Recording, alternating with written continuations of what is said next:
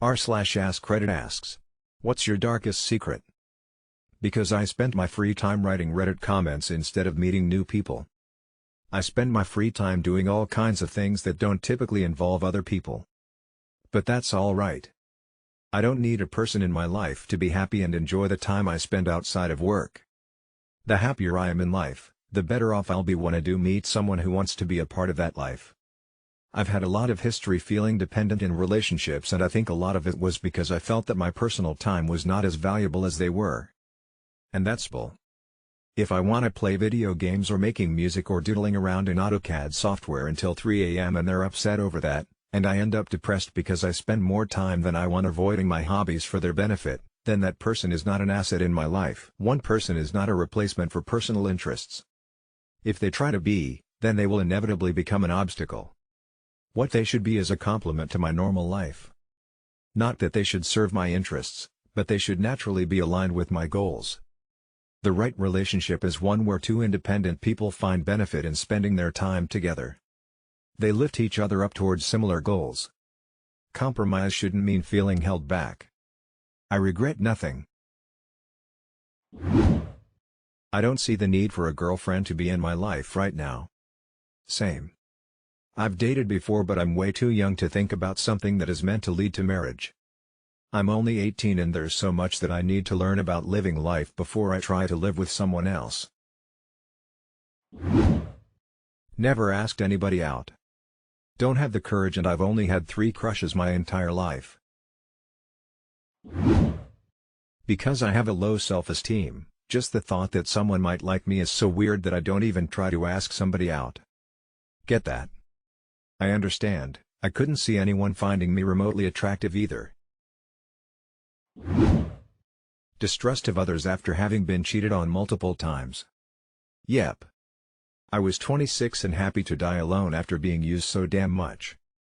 Then I ended meeting a woman who I wasn't even attracted to, and vice versa.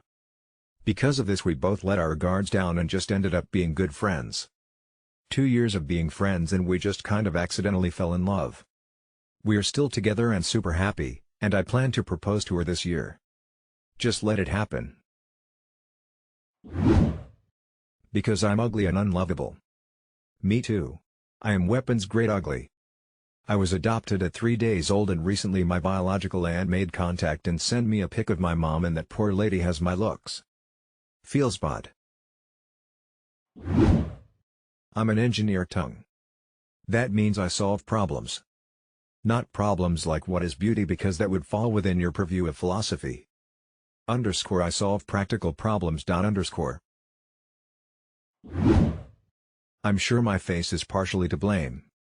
I disliked my face too until I started to do STH about it. I let someone else do my eyebrows and use products that make my pimples go away. Now I feel way better when looking in the mirror. I also had braces. This is really not something impossible to do.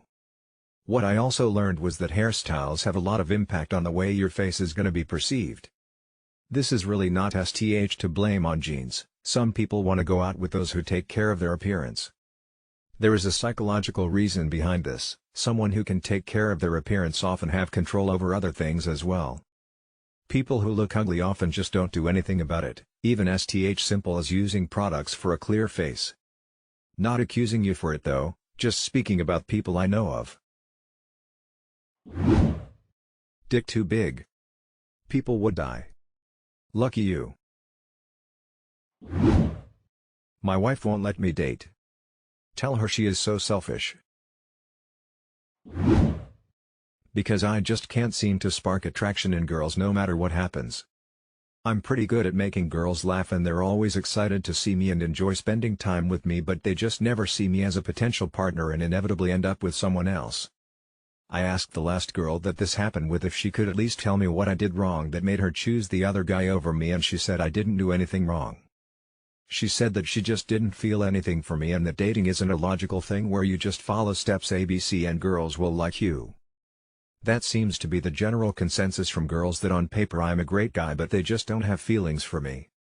Honestly, I would have rather heard that I was doing something wrong, cause at least I could fix that. This is thoroughly unhelpful. Because I may look a bit scary and unapproachable from an outside look. I'm a nice and fun girl when you get to know me, but not a lot of people do know me. Because I enjoy my freedom and being able to travel and do whatever I want whenever I want. Also, not having to explain myself when I have one of those days where I just want to be alone. We all have them, but for some reason when you're in a relationship your partner will more often than not perceive that as you not wanting to be with them. Unless you find the right person who also understands that sometimes you just want to be alone for a day or two. It happens to everyone after all. I get what you're saying though. My ex didn't understand when I wanted to be alone. I also never saw her working out from the get-go. We started as friends, so I had some idea of her personality,